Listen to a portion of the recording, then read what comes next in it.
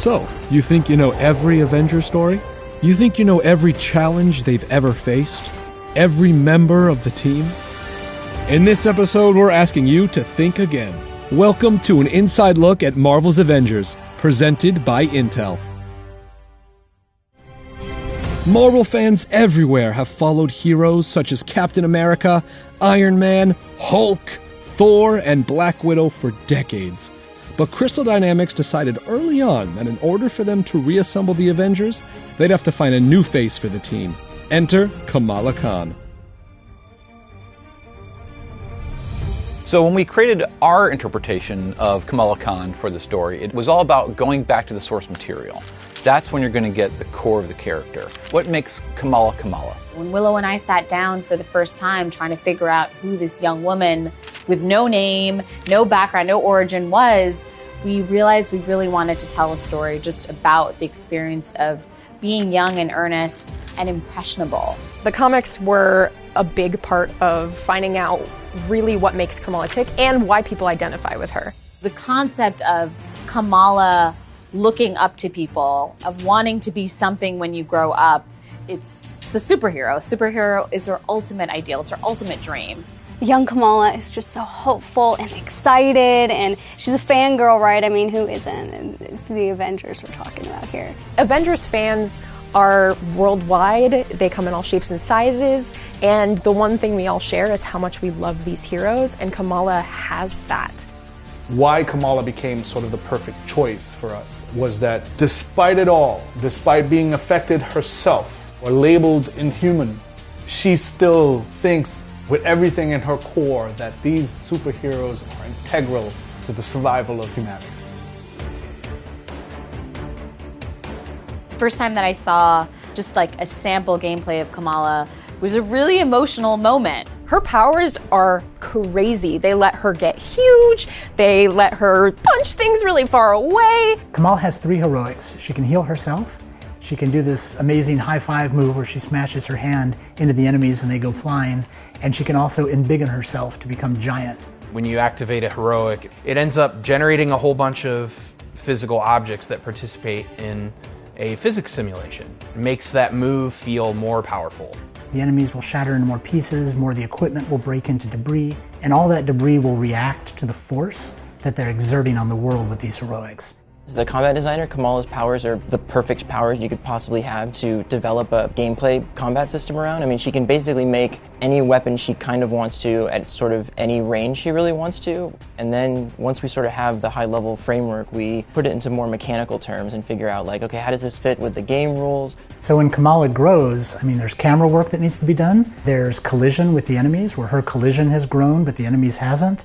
When she grabs an enemy and picks him up, we need to be able to align an expanded hand with a normal-sized enemy.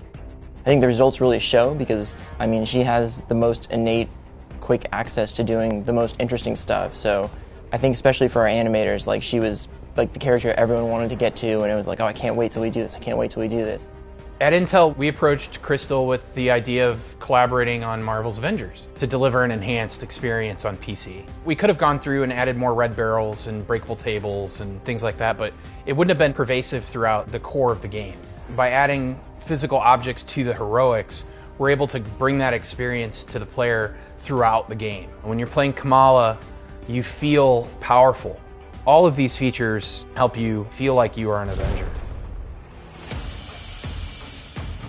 In choosing to have AIM in our game, it was a big statement because we wanted to take a villainous group that many people may not know about. And we think that AIM really deserves to get the spotlight. People essentially start their journey from a place of feeling like they are doing good for everyone else, regardless of what the cost might be. And so at the beginning of the game, you meet some of the founders of AIM, George Tarleton and Monica Rappaccini. The question is always, are you really solving anything, or are you just becoming part of the same chaos? And that is Tarleton's tragedy. He wants to be the winner. He's just this guy who has really great ideas, but nobody cares.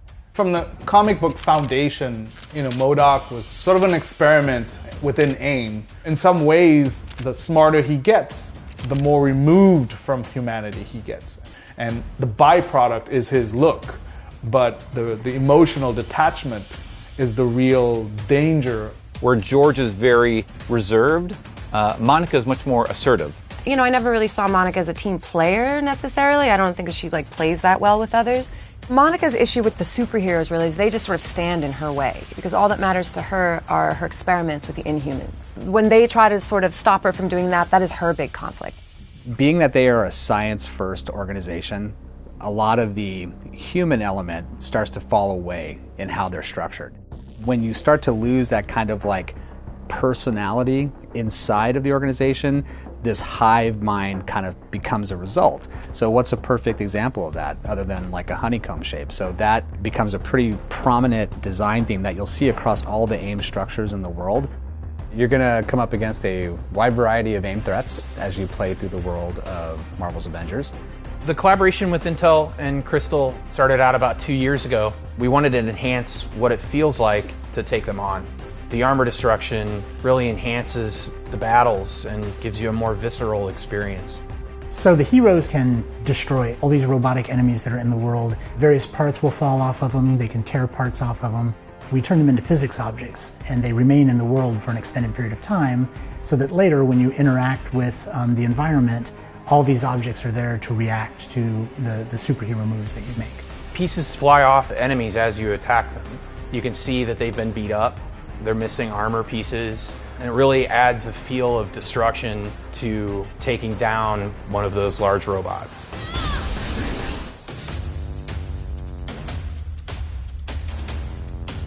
With this type of experience, we want to make sure that we build a world that not only is fun to explore and learn more about its history, but is also going to pave the way for future storytelling experiences. This is what I love about Marvel. Everything has to come from story. What locations best serve the story, and what can we celebrate? There's some key places for me. I mean, the helicarrier prior to 8A, and being able to go check out all the different things like Cap's shield at his booth, the Iron Man booth, seeing the hologram. We were just able to push the creative vision further, and we really invested hard on the tech in order to make sure that we'd be able to support the ambition of the game we wanted to make. To enhance the environments in Marvel's Avengers, we chose to add a new water simulation that's physically based and allows boats to float on it and objects that get tossed in to create a ripple effect. And one of the biggest examples of that is the helicarrier crash after the Golden Gate Bridge level. It really looks like deep ocean water, and it behaves like deep ocean water.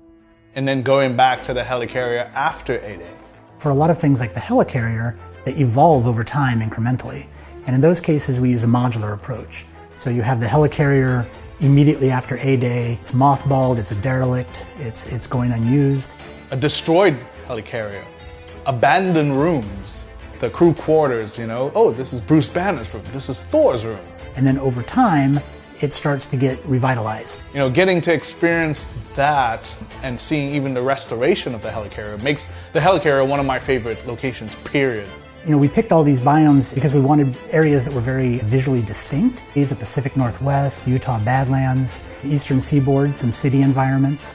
We also needed to support all the different mechanics of the various players. So Iron Man can fly, and the Hulk can bound, and Kamala can grow and stretch and grab, ledges at a distance and pull herself to them.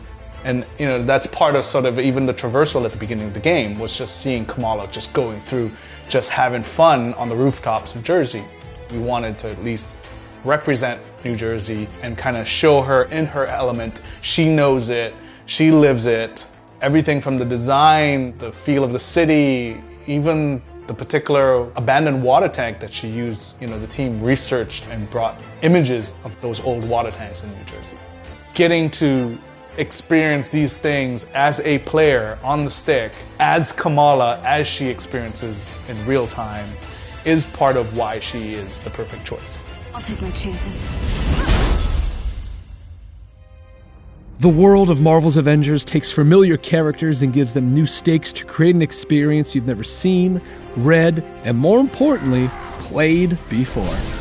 As exciting as it is to experience a new story and a new world, in Episode 3, we'll show you how it's even better to reassemble your own team, become an Avenger, and embrace your powers. You want to see powers? Here we go.